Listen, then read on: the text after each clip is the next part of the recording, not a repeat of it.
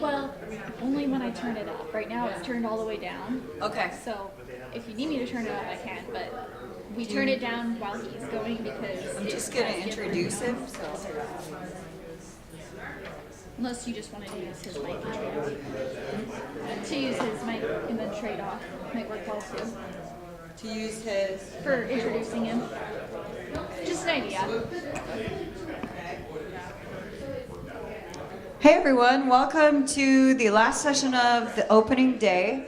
The session is called Municipal Anaerobic Digestion, Ensuring MAD Success. So I would like to introduce our speaker for today.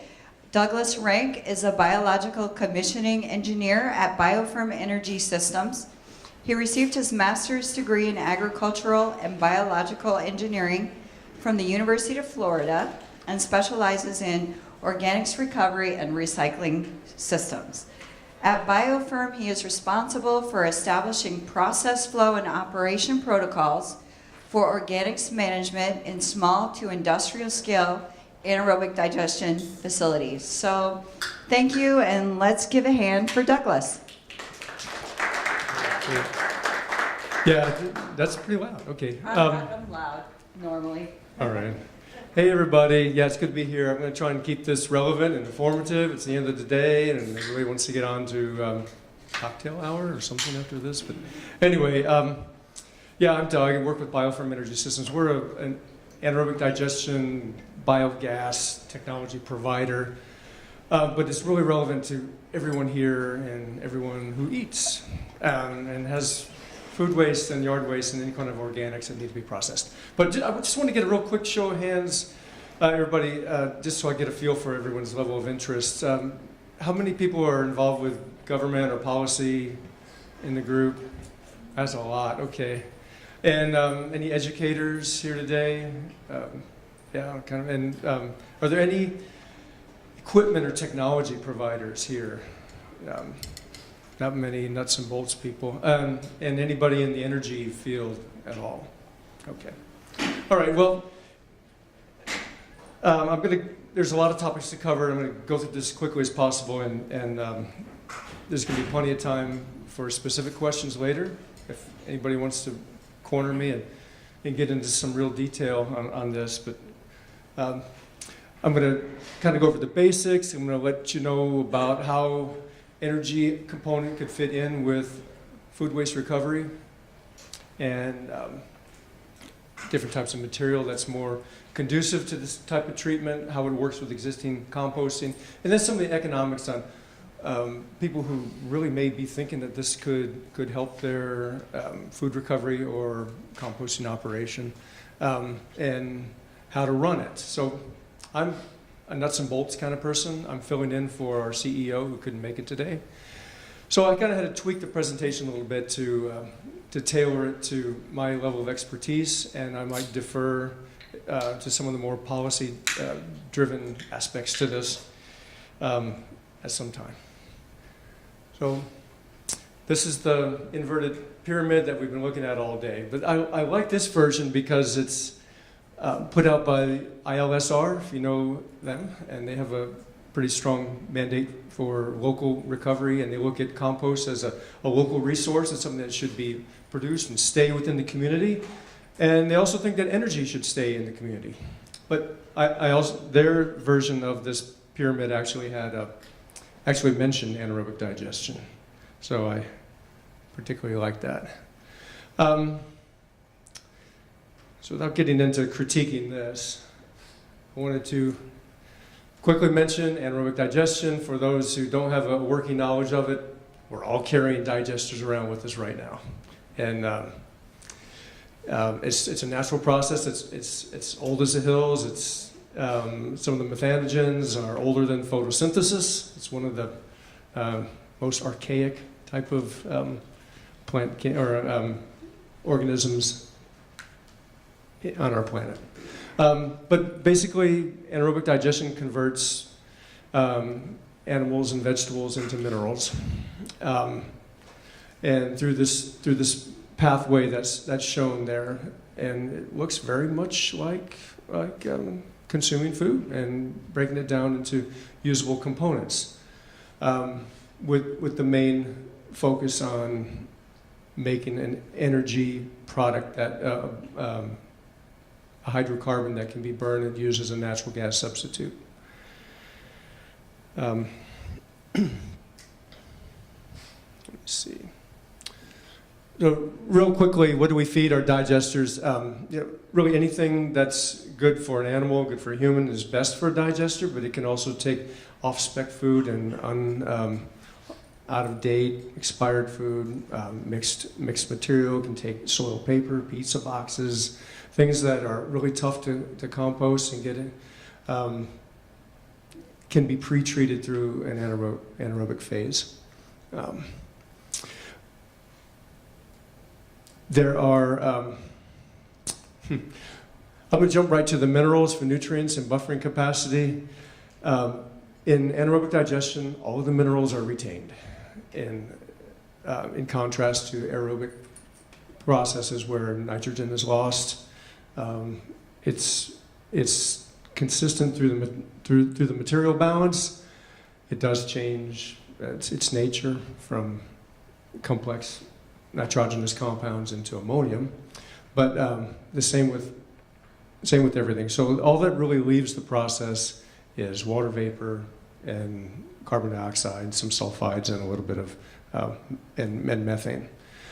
The feedstock that's going to be most advantageous for this is going to be steady, consistent material that's not going to shock or interrupt the cultures that are active.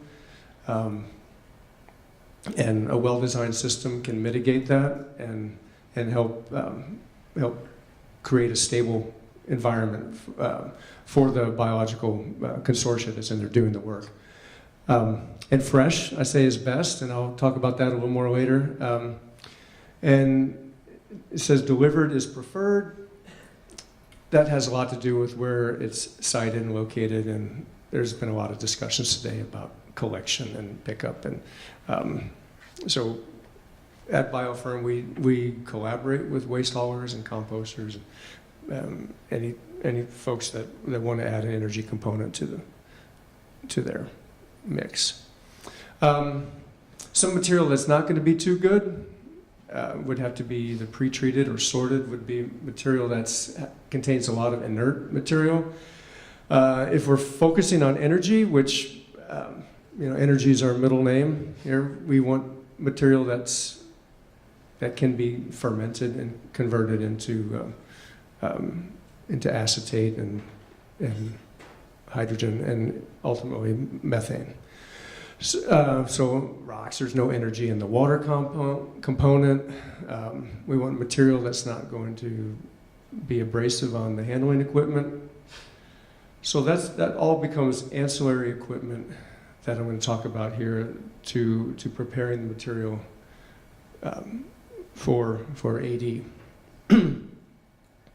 Mentions that anything that's already been decomposed, that's been dried out, aerated, you're losing energy from the minute the bacteria is active in the air, it's active in the storage areas. The material that's collected in your black bin or green bin is no longer the same as the material that actually arrives to the site. So it has to be coordinated properly and get everything there in a fermentable state. Just real quick rundown on different types of systems and who are the players in the market here. This presentation was put together by some of my colleagues, and they selected some here just to show some of the core technologies for GHD and Eisenman and a whole host of others that are doing stirred tank reactors. The feedstock and the type of material will predict and determine what type of process you're going to have. And if you're handling liquid waste, if it's getting pumped, there was some discussion in some earlier breakout sessions about anaerobic digesters at wastewater treatment plants. They handle the sludge from primary and secondary treatment of municipal waste. That can, that's generally in a stirred tank. In the lower left-hand corner, you can see an example of some digesters in Europe that kind of have a gas dome at the top that collects the material and collects the gas. BIOFerm's got a few different technologies that can be catered to a number of different type of applications. I don't want this to be a commercial, so if you're interested in learning anything about BIOFerm technology, I'd be happy to talk to you later about it. But there's many different sectors and a lot of crossovers between the different sectors in the AD market. But I'll probably focus more today on the municipal solid waste and some of the agricultural hybrid type of systems. There's been some drivers in watershed protection that have really helped farmers become more compliant in their nutrient management plans. And there's a big driver to keep iron and phosphorus and some of these limiting ingredients that are producing algae in the lakes and eutrophic lake conditions. They have incentives, and they've been funded by some Clean Water Acts in different states to capture phosphorus, and some of them have no management at all for some of their agricultural residues. But it hasn't been a very lucrative market for the farmers. Some farmers get distracted, get taken away from their core mission of making beef or milk or whatever cheese products they've got. So the hybrid type of systems there have focused on capturing other liquid waste and creating a market for, and actually some competition for some of the municipal treatment works that are already at capacity for handling more BOD in their system. They want to steer away, they can't take it, or, you know, it's kind of a competition of who's got the best tipping fee, who's located in the best spot. So I'm going to present a few quick case studies here. The municipal solid waste case study is what the core BIOFerm technology was built on, and it's mixed, bulk, single, oftentimes contaminated bulk waste that's stackable, that can go into a large box, and it's a good pre-treatment for composting. It breaks down a lot of material that would quickly off-gas in composting. So if you're actively working in collecting mixed stream food waste, you know what I'm talking about. There's a lot of liquid that is often collected in the windrows. If there's trenches and leachate collection in the windrows, you know, that's a runoff problem in a BOD that has to be collected in a lagoon on a compost site. But in an anaerobic digester, if you have material coming in fairly dry, say it has a lot of pizza boxes and egg cartons in it, that can be broken down. Very dry, a lot of lignocellulosic material that all the leachate, the liquid that comes from the material can be collected back into a liquid collection. That becomes what I call the bug juice, the percolate that sprays over the static pile. So it's a lot of advantages to that. Well, where these projects work the best is where the tipping fees are the highest, and where there's a potential for an offtake agreement on the energy. So those have been the main drivers, and I want to be as realistic in the portrayal of some of these models, and it works best with public-private partnerships where there's some incentives for diversion from the landfills. There's a lot of states that are moving toward 100% diversion of, you know, these audacious goals to. In some areas where you see some of the higher tipping fees, and this table in the lower right are in urban areas, highly developed, where they're having to go further and further out to landfills, and the landfills are looked at as as a common resource, and they're limited, and they want to extend those landfills because they know it'd be impossible to site one in that service area again. So that's where you see some of the higher tipping fees, and in cases like that, it might make sense to add an energy component to the organics separation.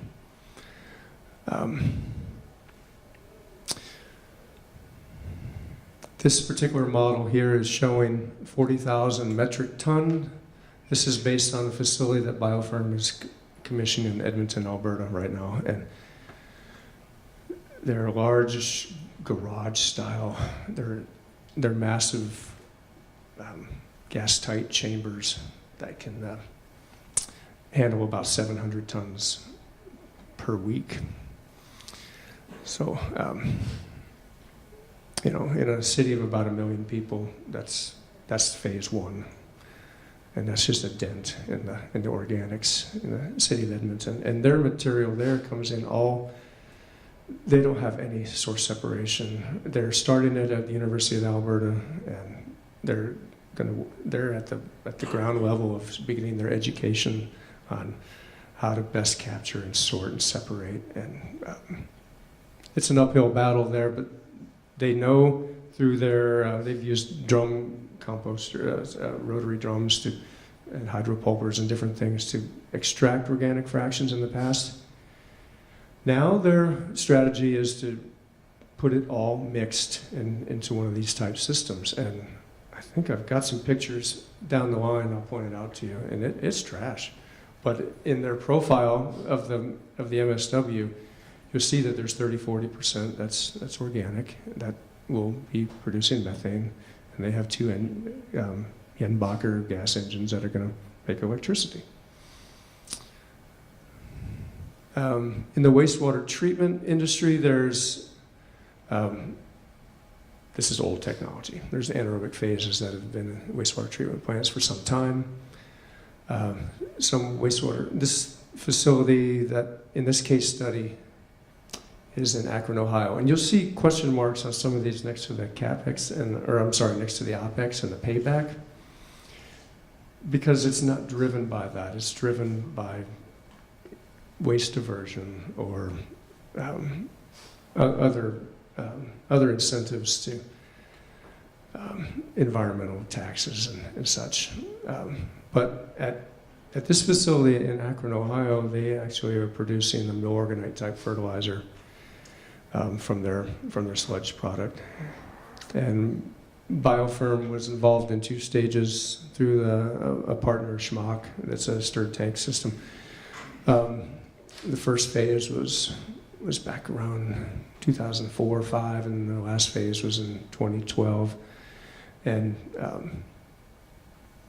they can now handle 100% of the biosolids from all of Akron, Ohio. And the old phase 1 project, they're looking to retrofit for handling food waste that will be dropped off there.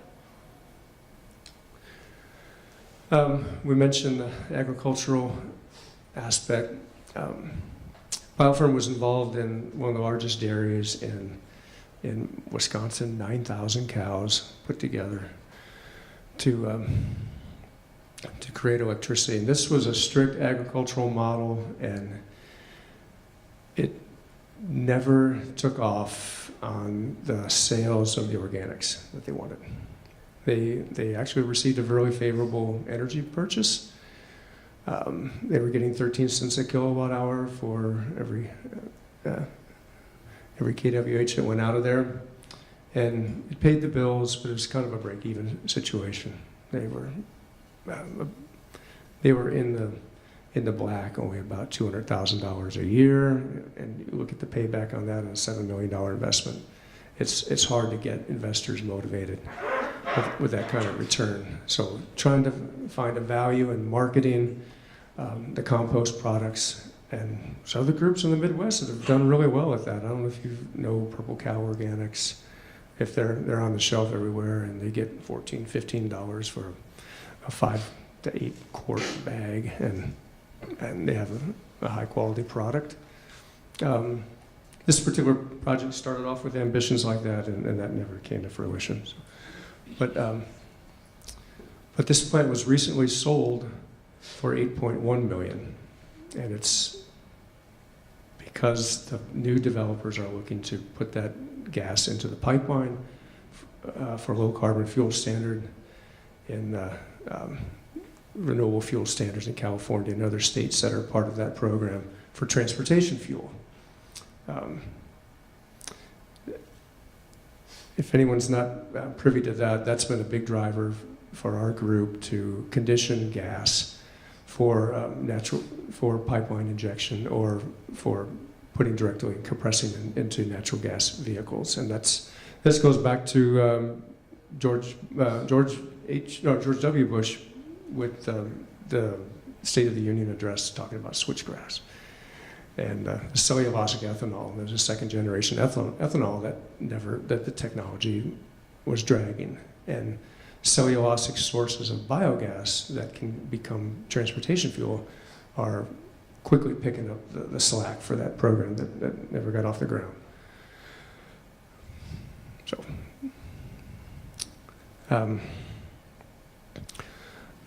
quickly go through the municipal process here. There's costs incurred on both ends of the process inside this border here. And AD can either be a component of that or it cannot be. I'm going to try and show where some benefit and value can be gathered from that through this presentation here. I've been hearing a lot of discussions today on collection, so I'm not going to spend too much time on that. But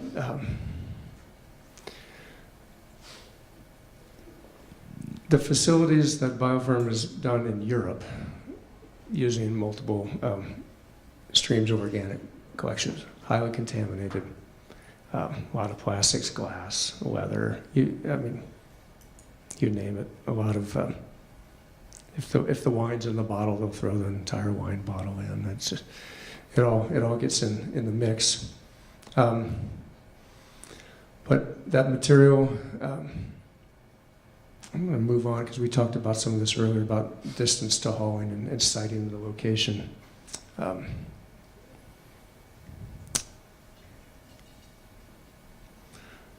Here's a typical profile of Msw analysis here. We'll see that there's 27% paper and about another 27% food and yard waste in a mixed stream. When I mentioned the Edmonton, Alberta model, all this material comes through. It goes through a grinder, trommel to get it down to less than 3 to 5 inches. If this looks like what you've got in your municipality, then it's a very similar profile. Of that paper, there's a higher value for recycled paper than any energy component. So, but if there's non-recyclable paper, I mentioned napkins, collection material from restrooms and such, that's perfectly suitable material for high solids anaerobic digestion. Recommend conducting a thorough analysis, feasibility to determine what the gas potential is of that, and then what sort of process would be needed to get it down to a stream that can be processed in AD.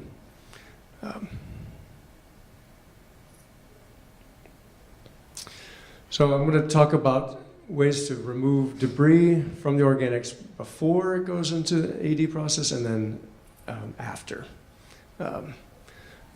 There's any number of pre-processing pieces of equipment, debaggers, shredders, magnets, trommels. We want to get any ferric metal out of there, higher value in getting that material for steel.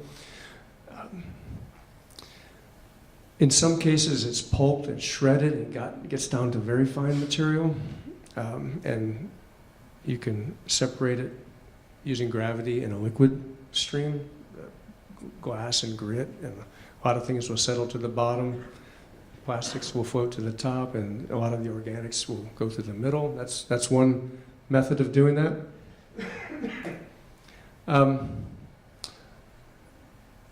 And the best type of shredders are hammer mills. Wacker makes a hammer mill that can mince it and actually separate organics from the side stream from that can be an RDF fuel that'll be a combination of glass and metal and plastics and different things, and the organics go off.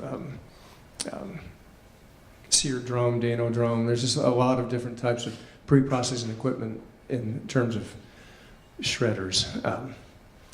But depackaging is something that I wanted to talk about. And if we're looking at restaurants and source reduction of waste, that's one thing.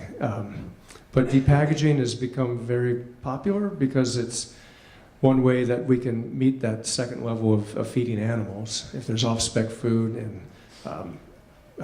cold storage warehouses or something that doesn't get delivered on time, it's a public health concern. It may not even be safe for animals, let alone safe for humans. So, but material like this was all destined for a Trader Joe's, and some of it was rejected because of an E. coli outbreak. Everything got pulled off the shelves. I don't know if you know, a couple of months ago, it was hard to find any leafy greens on the shelf. It's not going to go to animals. It's going to go to a digester or something, or composting. So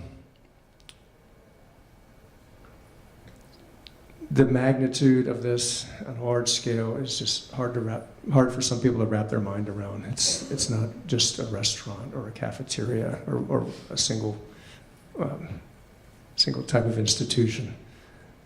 What do you do with 40 tons of prepackaged Italian dressing that goes bad? I mean, what do you know? Or let me go to this next one. This is material going into a depackager, and on the left, you'll see these are all little prepackaged pickled peppers that are used in Subway sandwiches, single serve, that go on one Italian sub or something. Off spec, outdated. They can go into a depackager, and there's the pure packaging coming off the back end. No pickles left in it. This is, believe it or not, those black things are strawberries, and those are heads of cauliflower. And coming off the back end of the depackager, pretty much clean plastic, and all the organic stream goes into a slurry, is pumped into a digester. This particular group that was working with us actually had a zero landfill policy. It was West Liberty Foods, and they wanted all their packaging back because it went into an incinerator and a boiler that they had a use for the heat source. They had chillers, absorption chilling, that they needed the heat for their cooling. So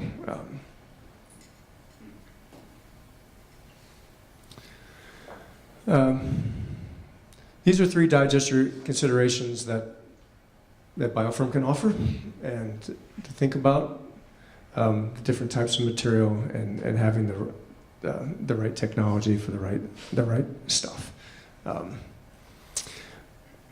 The top is the garage style system where material is actually loaded in with a front end loader. The gas is collected in a collection bag up in the upper space of this unit.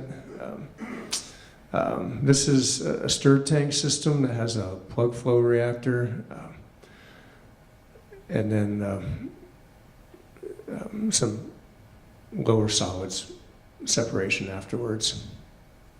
So, and this is a small container prefab modular unit that BIOFerm provides that can be located at a brewery or an ice cream factory or college campus. We've been approached by, I'm going to guess, 150 different institutions that want to have a little mini digester at their campus or hospital or prison or whatever, and haven't sold any. Hasn't made sense. You know, at some point, scale really matters, and that's something I'd be happy to talk about later. But it has to be a scale where you can afford to pay an operator.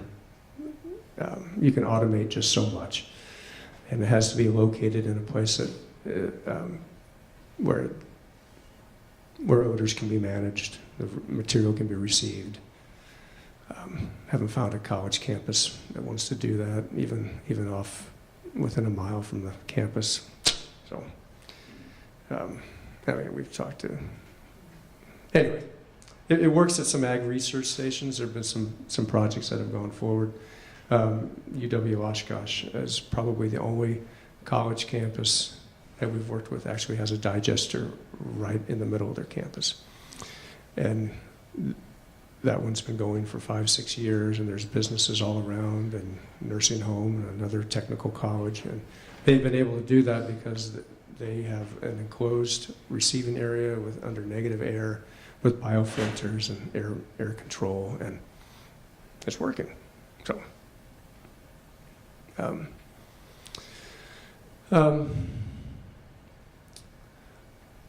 want to kind of talk a little bit about the before and after and where this could really help assist compost operations.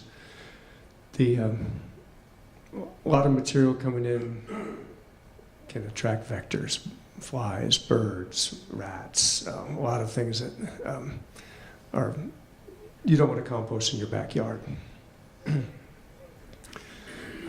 Since it's in an enclosed, sealed system, all proteins are broken down, pathogens are reduced. There's a lot that can happen in a typical 28-day cycle in a digester. And I mentioned some of the contamination that can go in. And what comes out looks entirely different. The plastics, the inerts, they're kind of placeholders. They can go through a system, a dry stacked system without changing at all.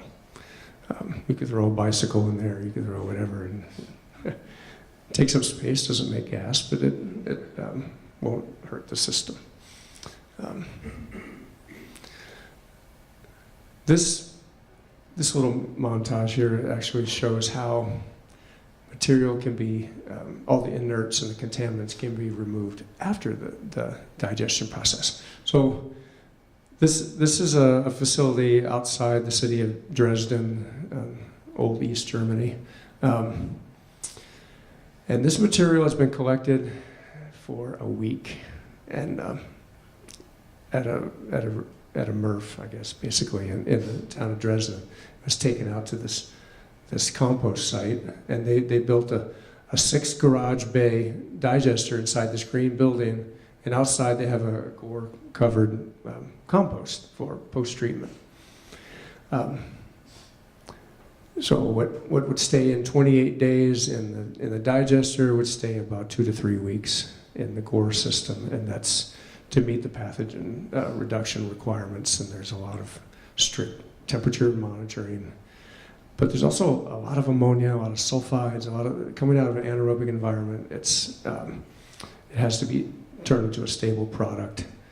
So it goes into these bins here with every bit of contamination that was in it when it was received. But they add wood chips.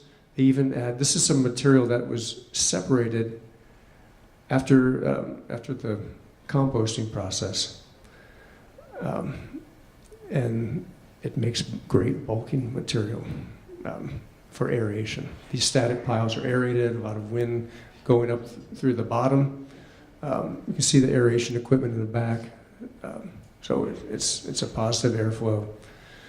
And the organics that are recovered at the end, all the overs go over. There's actually a wind sifter at the end of this conveyor here that blows off any film or any light material, just goes right off the top. And they're getting material that probably should go to curing afterwards, but they end up, they move it out faster than than they can make it at this site.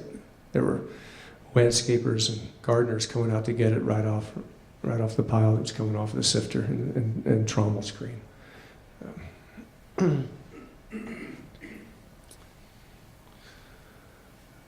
I want to talk a little bit about if anyone has any interest in entertaining an idea of putting in a biogas plant. I want to emphasize that the right size and the right scale will make sense.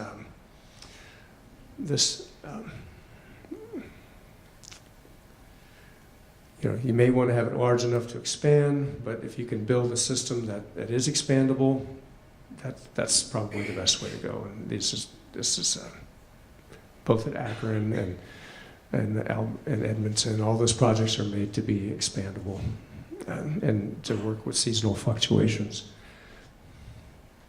So real quickly, I want to talk about how policy can drive these projects and make it work, and where you can have an influence in supporting policies if you feel this is something that we need more of. BIOFerm is a German-based group. Our division is owned exclusively by an American owner, but it's got its roots in Europe. And many thousands of anaerobic digestion systems were built between 2004 and 2011, and policy-driven, mostly through Kyoto Protocol and things of that nature. I'm going to talk about German technology in the U.S. and why it worked there and why it's having trouble getting a foothold here. Basically, 25 to 30 cents a kilowatt hour for electricity. People found ways to optimize their systems and to bring in material, and that's where that carrot really worked there. It made sense. Even farmers were taking advantage of that. They thought that it makes sense at that scale. And when it makes financial sense for the farmer, it makes financial sense for the investors and bankers who are putting together programs for these. And when you get to that scale of thousands of systems being put in just a short period of time, you develop standards and quality standards for the type of system. Right now, everything in the U.S. is kind of lumped under wastewater treatment. And if it's an agricultural digester, there's a lot of gray area in the regulation on what's a wastewater treatment plant, what's a piece of farm equipment. So that's where in Germany they were able to regulate that, keep the quality up, and the success rate was much higher because of that.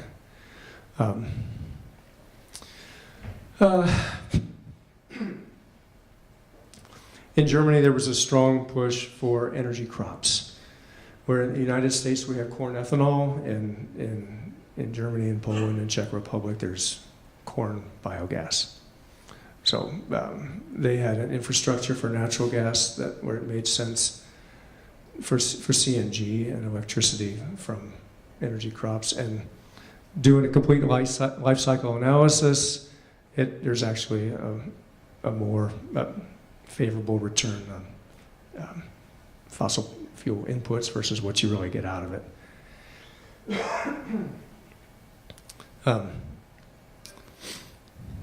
In the U.S., it's not widely accepted to use arable land for energy crops, and that's been a debate with corn ethanol for a while. Hence the second generation biofuels that's now spurring the cellulosic biogas that I mentioned earlier. We don't want to pit food versus fuel. We don't want people to starve so our cars can run. We don't want the price of corn to go up so that people can't afford staples. But tell that to an Iowa farmer who's lobbying for the corn ethanol. It's been a big boost for that market. We see that the potential for this industry in the U.S. lies with food waste and reducing rapidly convertible, biodegradable material that's in everybody's waste stream that can be making energy. And when you feel the power behind a biogas turbine, and you think all this is being made from trash, that just, when you look across a field or a windrow, you don't see the CO2 going up in the air. You don't really see it coming out of the stack of a biogas engine either. But you can feel that power, you can see the meter turn, and it's just an intermediate in that process that, to me, it's just kind of a waste.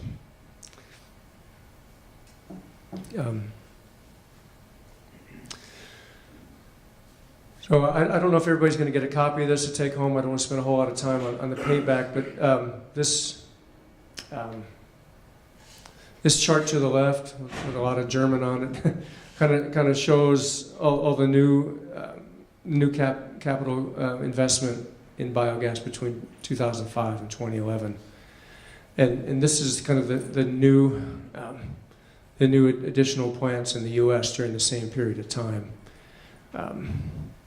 And there was a lot of investment tax credit through the stimulus plan in 2008, 2009. A lot of projects got off the ground then, and there were short-term power purchase agreements because there were some renewable portfolios that needed to be filled out at that time. And I talked to the state of Minnesota. Yeah, their RPF has been filled out. They're up to 40% now. They're not interested in buying electricity from biogas. Who is? You can find a marquee consumer of biogas that might pay 9 to 10 cents kilowatt hour. Walmart's talked about that. They want to kind of do an end around the utilities that won't work with them, and they'll buy renewable power through a third party. So that's one pathway to get around it. But this 30% tax credit is no longer driving it. So it's kind of being driven by tipping fees and the low carbon fuel standard that I mentioned.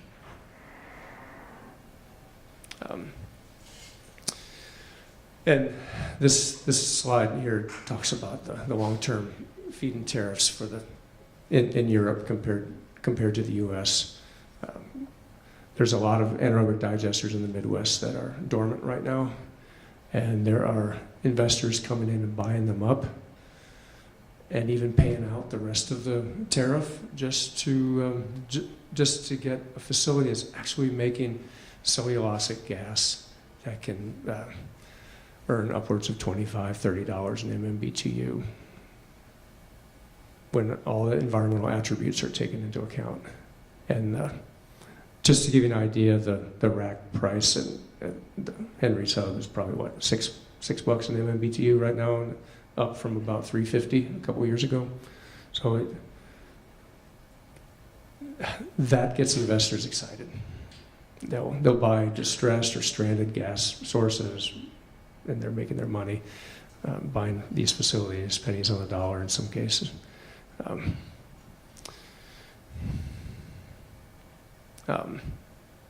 I mentioned this earlier, financing a biogas plant, there's not a specific structure in place in the U.S.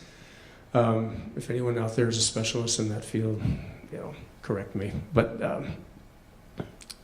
if investment groups will get excited if the payback is there, and they'll jump on an opportunity, even if there's not a mechanism or a financing structure in place. But it's hard to get investors excited and come off of money unless they can get an 18, 24-month return. If we're looking at 7 to 10 years, then we're looking at probably the municipal market, where that's not a driver. They're looking at keeping their landfill going for 20 more years, And there's a lot of risks that play into those who want to go beyond 24 months. Is this renewable fuel standard, and they're D3 RINs, D5 RINs that are under the program for cellulosic ethanol. Is that going to go away? No one knows.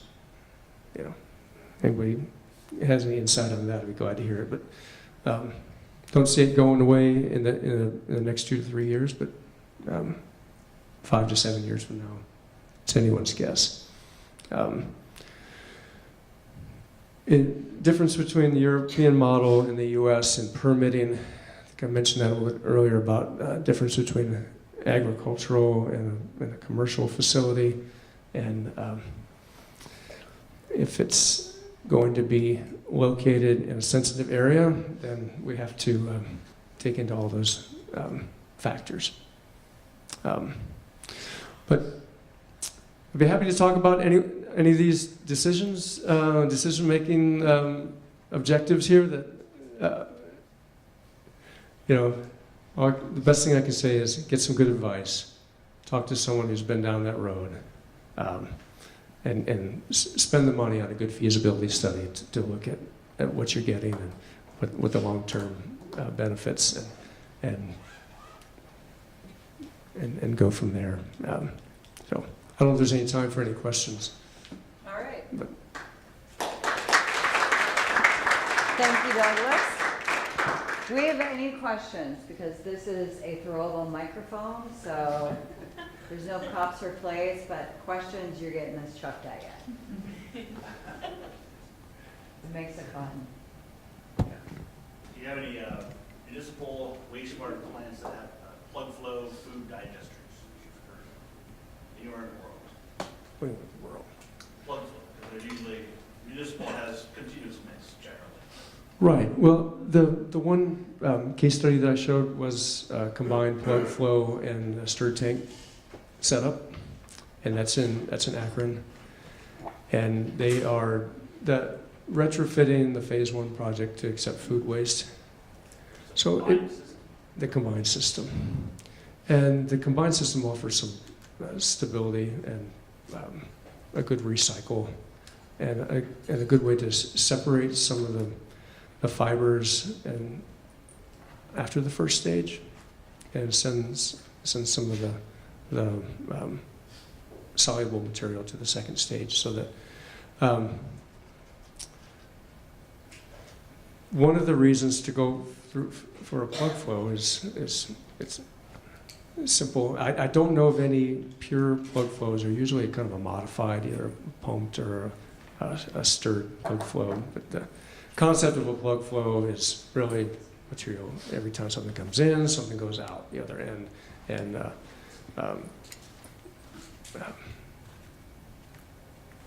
you know, it can handle a higher solid material. We're looking at working with energy crops for that, and prairie grasses, and corn stover. Because usually in a combined system, there'll be a little bit lower pH in the first stage, which can break down some of the real stubborn, recalcitrant cellulosic material, and with some of those acids and enzymes in that first stage. But yeah, KB compost, look them up. Yeah. What about the energy prices? You want to sell the energy to the grid. They're so low. How can you make a digester go?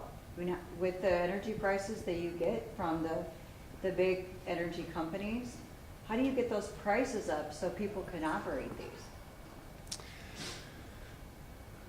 That's kind of the point I'm trying to drive in this presentation, not paint a rosy picture, because it doesn't make financial sense unless you can add value to other aspects of the process.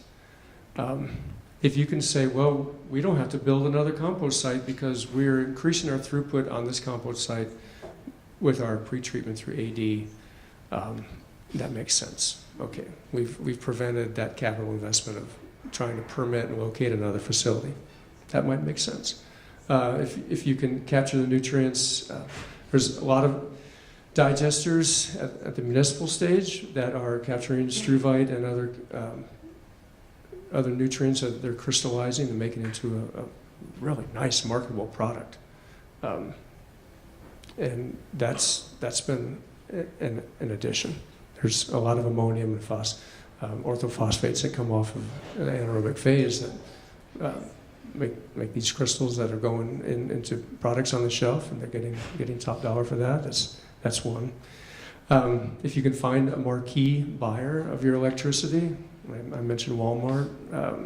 There's in Wisconsin, we've talked to American Family Insurance, Land's End, some of these big consumers of electricity in their distribution place, in their warehouses. And if you can offset the retail price, and they might be paying 12, 13 cents kilowatt hour, it starts to make sense.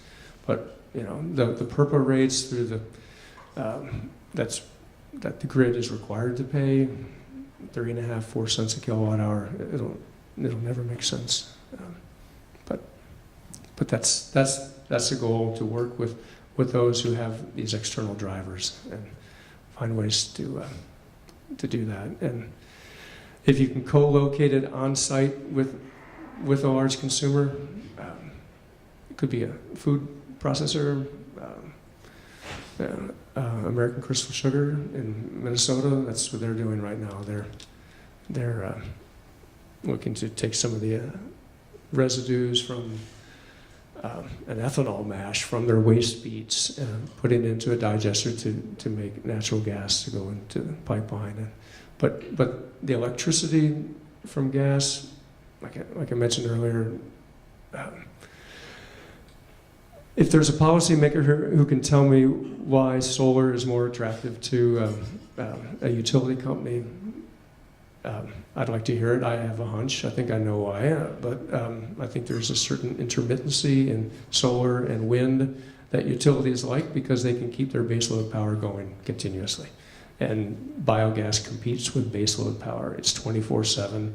It can rain or shine, or wind doesn't have to blow, nothing. It's making power. And it's a direct competitor with, you can't throttle up or down a coal or nuclear plant like you can a biogas generator. So that's my hunch, and that's been confirmed by a few people. But, Are there any other questions for Douglas? No. Well, thank you, Douglas Renk from BIOFerm. Thank you. And you'll be hanging up here for a few minutes for any questions, I'm assuming. Or are you headed to cocktail hour right now? I'm here. Okay. Can I answer questions? Cocktail hour is next, by the way. This is the last session of the day, and we'll see you there with your wooden coins.